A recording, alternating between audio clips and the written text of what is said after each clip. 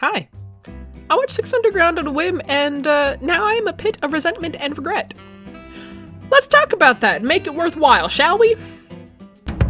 Alright.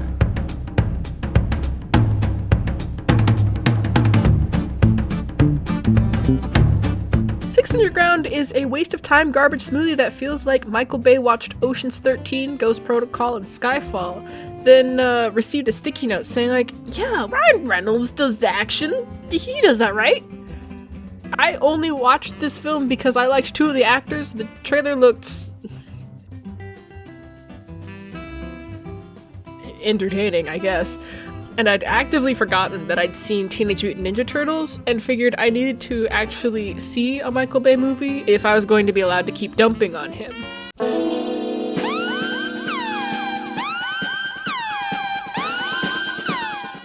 I might have already shown my hand a bit here, but this was a terrible idea.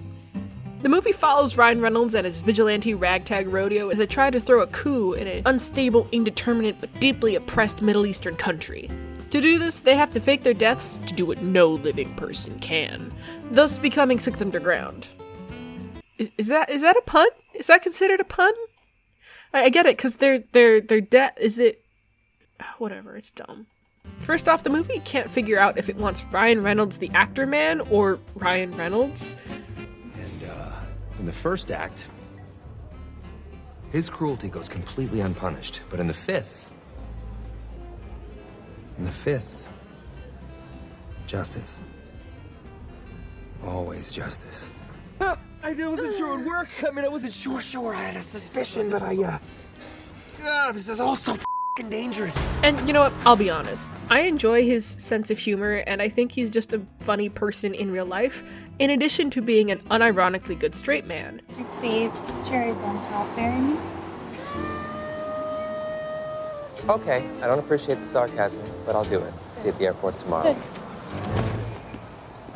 But I also feel that people are so obsessed right now with the idea of funny on the nose joke man that they ignore or fail to realize that, like many comedic actors, he's a very compelling dramatic one as well. Even in the trailer, there's this weird friction between the serious action story this wanted to be and the fact they have Ryan Reynolds, and that's just what he sounds like. Bobby, they have fighter jets! You see that? Yeah. You see that?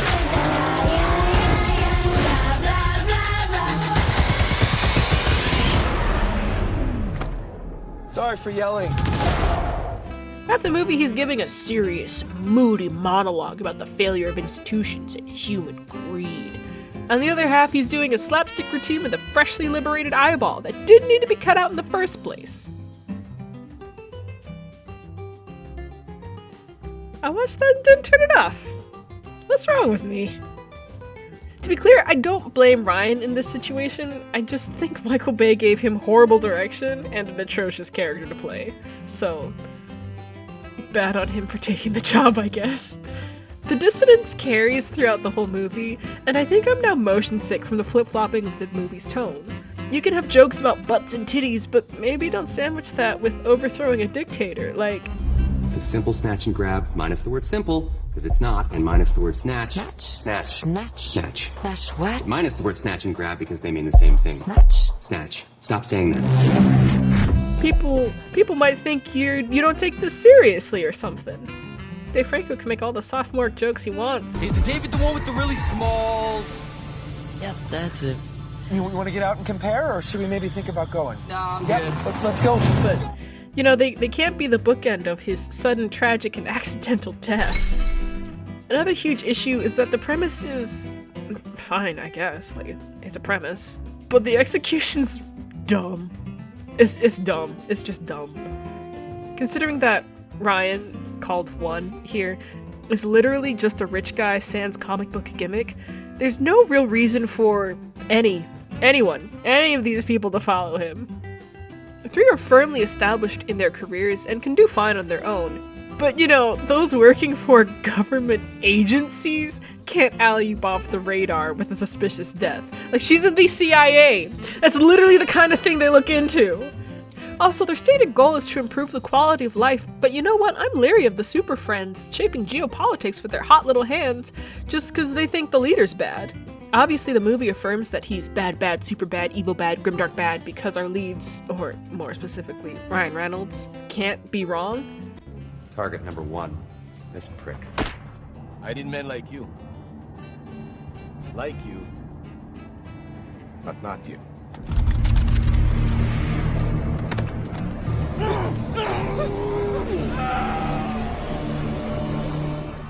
I don't know who killed my generals, but I'd be a fool to trust the men who most stood to benefit.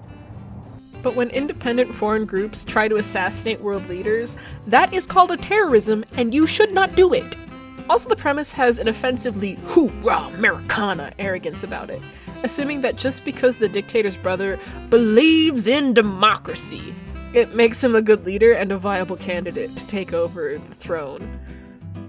I don't have the time, knowledge, or interest to detail exactly all of the places that this canon should go wrong, but let me just say that when a billionaire good old boy businessman meddles with another country's government, the result is usually a banana republic, and you should feel ashamed. Not to mention, one says this infuriating line about there was so much red tape that even a $1 billion pair of scissors couldn't cut. And like, excuse me?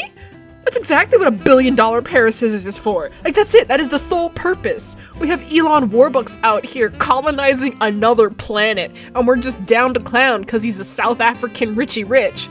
Cut the crap and cut the tape, Ryan. What are you doing? Also, even if we buy into the idea that everyone here would get into the situation, there's no reason for them to stay. Much like me finishing this movie! The movie opens up on a mission going horribly awry, ending in Dave Franco's sudden death. But it's not like they're well into their careers as professional meddlers. They've known each other for years, and this mission just happened to go horribly wrong. This was their first mission. How many missions you guys run? Counting Florence? Yeah. One. One what? Well, actually, no, there was this like mini mission, so maybe like 1 1/4. It was in Sicily. But Florence, absolute shit show. I mean, why wasn't there? Probably more than one of us dead. That's what I'm saying. They threw everything away for this lunatic, and I guess they didn't know how to research potential employers, and I guess they also didn't know about the sunk cost fallacy, because they show up the next day. Like, everything goes wrong. They're on wanted lists, one of their people's dead, and, yeah, they just, whatever, rise and shine. Que sera, my dude. Not to mention that one is literally just a sociopath that heard about Batman and had a light bulb moment. He's unstable, violent, bizarrely secretive, and abusive. If the head of my soccer team said we could only call each other by our jersey numbers, I'd be pretty hesitant. If the leader of my vigilante group said that we could only call each other by our numerical order according to how we joined the group, but never replaced those that left or died, so that each new recruit is just a testament of how badly we all messed up, all because he's vehemently hostile to the idea of bonding even though he brought our dependence upon himself? Yeah, I'm calling my family and apologizing for joining a cult. Hey, 1, you ever plan on calling me 6? No? Okay. You know, I don't use names. You want to know why? Why? It's no offense for I'm glad that you're alive, but you left us out on that street right there. We were totally exposed. What's your name, man? Don't tell him. I'm Blaine. I just saved your life. What's your name? It's Billy. Billy. You look like a Billy. Like a 4. Especially since in an act of either terrible editing or just half-baked illusion, they implied that one low-key sabotaged everyone's careers and brainwashed all the members into joining his gang. Hey, but how'd you meet him? We didn't. He met us in really weird ways. Oh, yeah, very weird. Like perfect timing kind of weird. 4, also called Billy, is clearly framed as a little brother/son sort of figure to 1, and their introduction to him is him failing a job, and then 1 tricking him into thinking he's in a Saw movie for no apparent reason. Let me say that again. 4 experienced a deeply traumatic event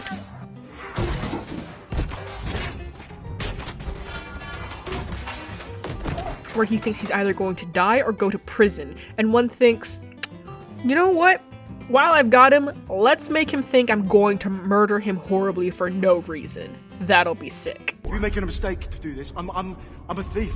I've been robbing my whole. I can make you money. Afraid. I've got skills. I can be useful to you. You're gonna die now. I can fucking help you. I can Fucking die now. You know, if you're gonna do it, fucking do it. You die now. Fucking do it. But Billy stays. Like, yeah, he's in a pinch, but I'd rather wriggle out of that pinch by myself than stay with the person that kidnapped me and made me think I was about to be murdered for poops and giggles.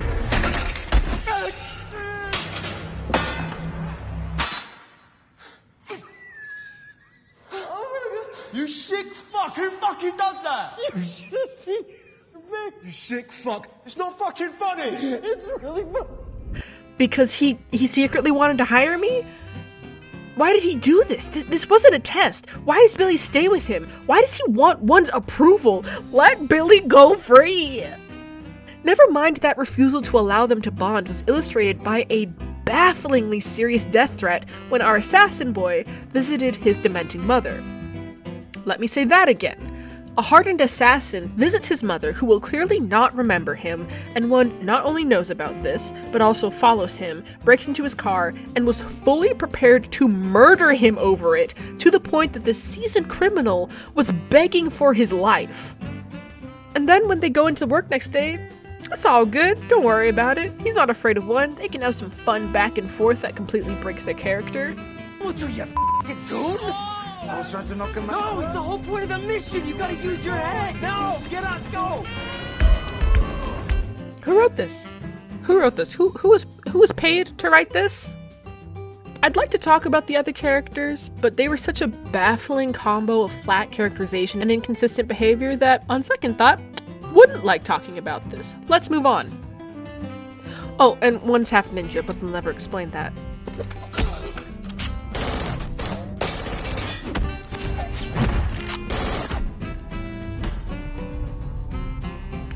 Tell everyone where you learned that. The whole situation is escalated by Seven. He's called Seven, even though there's only 6 of them, because 6 died and he's the replacement. I hate this movie so much! Our everyman new recruit, who continually calls out one's nonsense, speaks some hard truths, and basically never seems okay with the crew's antics. I'm all getting arrested by the pigs just for being naked or just usual stuff, you know, being naked, getting drunk, casual stuff.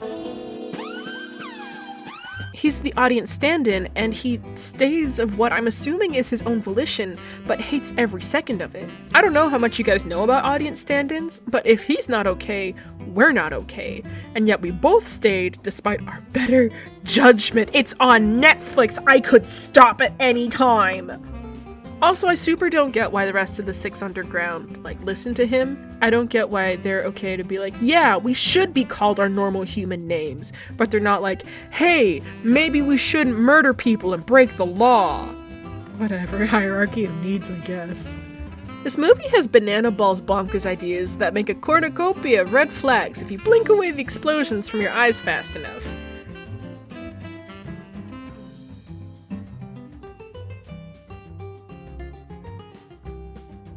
The bad guys are depraved because they party and have kinky sex, but our good guys also party and have kinky sex.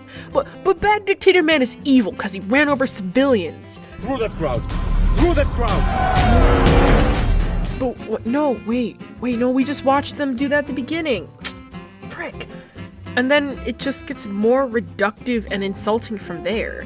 Bad guy's bad because dictatorship, good brother is good because democracy, girls are sexy, boys are rude, and the most compelling characters in this show is likely an accident, since 4 is a boy who cries and 2 is a woman who is cold, and they both break the formula.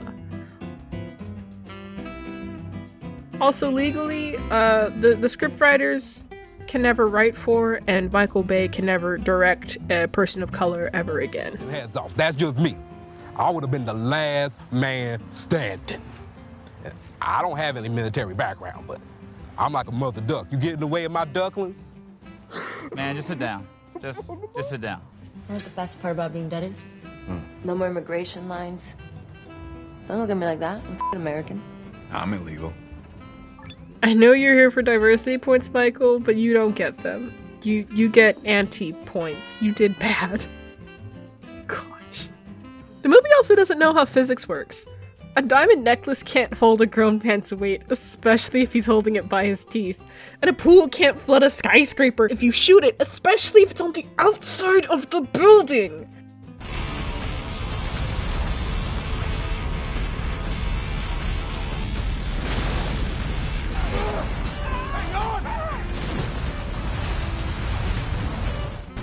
There are ways to get the shot you want, Michael, but you have to think harder than that.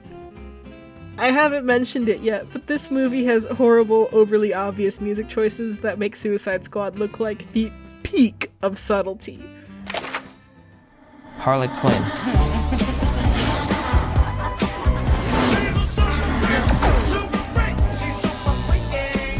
Time for a revolution.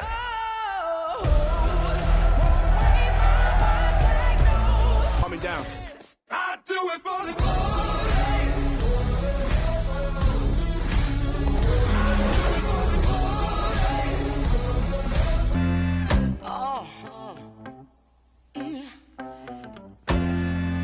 Good night, A gift from Victor. I love Victor. I didn't know you could pollute 042 by putting it to a club beat and smashing works of art, but here we are! I'm not mad as a person with a classical musical education and actually sang this with a 100-voice choir.